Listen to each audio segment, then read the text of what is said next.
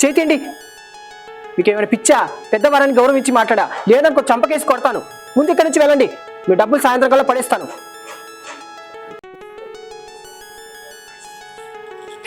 బా, ఇంట్లో పని అంతా నేనే చేసుకోవాలి. పేరుకేమో మా ఆయన ఫారెన్లో ఉండి పని చేస్తున్నా ఉన్నాడు. ఇక్కడ ఒక పని మనిషిని పెట్టొచ్చు కదా, నాకు ఈ బాధలు ఉండేవి కాదు కదా. అరే, ఈ పని మనిషిని పక్కన పెడితే రెంట్ ఏమో 2 నెలలది ఇవ్వాలి. ఇప్పుడు దాకా రెంట్ కట్టలేదు నేను. ఇప్పుడు ఆయన వస్తే నేను ఏం చెప్పాలో ఏమో. నాకు ఇదొక తలనొప్పి అయిపోయింది అసలు. ఛా, ఏం చేయాలో ఏంటో.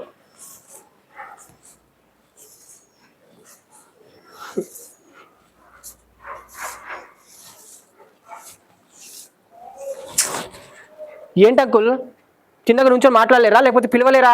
చేతులు వేస్తున్నారు ఏంటి? వచ్చిన పని చెప్పండి.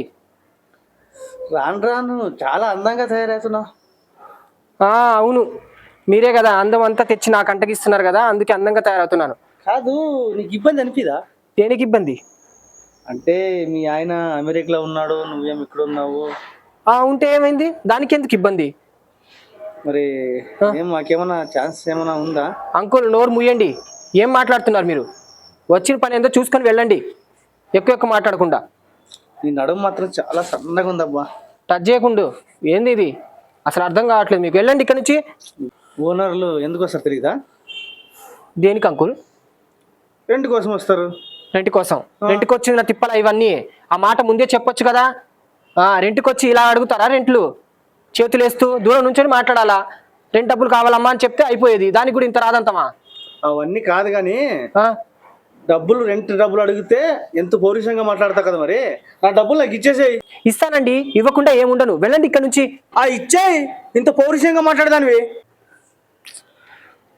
ఒక 4 రోజులు ఆగండి, ఇచ్చేస్తాను. ఎందుకు ఇలా గోల చేస్తారు? అందరు చూస్తున్నారండి. వెళ్ళండి ఇక్కడ నుంచి. 2 నెలల నుంచి ఇదే మాట మాట్లాడుతున్నావు. అప్పుడు ఇస్తా ఇప్పుడు ఇస్తా అని మాట్లాడుతూనే ఉన్నావు.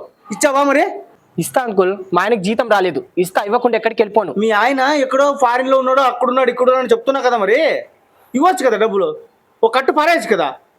ఆయనకి ఏదో ప్రాబ్లం ఉంది అక్కడ. 2 నెలల నుంచి జీతం ఆగిపోయింది. ఒకేసారి డబ్బులు వచ్చినాయనుకో, మీరు రెంట్ డబ్బుల కన్నా కొంచెం ఎక్కువ ఇచ్చేస్తాను, వెళ్ళిపోండి. అమ్మ తల్లి, నాకు ఏదైతే నీకు అద్దెకి ఇచ్చానో ఆ డబ్బులు ఇస్తే చాలు, నాకు ఎక్స్ట్రా ఏం వద్దు. చూడు, ఇప్పటికైనా అర్థం చేసుకో, ఒప్పుకో. చేతిండి. మీకు ఏమైనా పిచ్చా? పెద్దవారాన్ని గౌరవించి మాట్లాడా, లేదనుకో చంపకేసి కొడతాను. వెళ్ళిపోతా నేను. ఇస్తా, ఇవ్వకుండా ఏముండను. ముందు ఇక్కడి నుంచి వెళ్ళండి. మాట్లాడితే కూడా ఏ ఓనర్లు కూడా ఇలా ఉండరు. వచ్చిన వాళ్ళు పద్ధతిగా రెంట్ అడిగి వెళ్ళిపోతారు. ఏదో మీద చేతులు వేస్తున్నారే. సాయంత్రం కల్లా పడేస్తా, మీ డబ్బులు పోండి ఇక్కడ నుంచి. సాయంత్రం కల్లా డబ్బులు రాలేదంటే మళ్ళీ తిరిగి వస్తా. వచ్చి సామాన్యుని పడేస్తా బయటికి. ఏమనుకున్నావు? వెళ్ళండి. ఇంకా మాట్లాడుతున్నారు చాలు. ఏ ఓనర్లు కూడా ఇలా ఉండరు. ఎక్కడైనా పద్ధతిగా అడిగి వెళ్ళిపోతారు. 2 నెలలకి ఇంత రాదంతం చేస్తున్నాడే. చేతులు వేస్తాడు మీద. అంటే ఒంటరిగా ఒక మహిళ ఉందంటే ఇదేనా? గౌరవం లేకుండా అయిపోయింది అసలు. మా ఆయనకి నేను చెప్తానే ఉన్నాను, నాతో ఎవరినైనా తోడు పెట్టండి అని చెప్పి. ఆయన కూడా అంతే. అసలు ఎవరు నా బాధ అర్థమే చేస్తారు. ఏడైనా ఉంటారండి ఇటువంటి ఓనర్లు? ఇదొక రాదంతం అయిపోయింది నాకు. ప్రతిరోజు ఇదొక తలనొప్పి. ఆ మొగుడేమో ఆ ఫారెన్లో చచ్చాడు, ఆడ నుంచి డబ్బులు పంపిస్తే నాకు ఈ బాధే ఉండదు కదా. ఏదో ఒక పని మనిషిని పెట్టేళ్ళరా అంటేనేమో నా చేతే పనులు అయిపోయినాయి. ఇప్పుడు ఓనర్లతో మాటలు పడాల్సి వస్తుంది.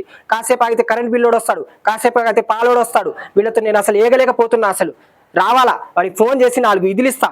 మొగుడని రెస్పెక్ట్ పోగొట్టుకుంటున్నాడు నా దగ్గర అసలు. ఛా.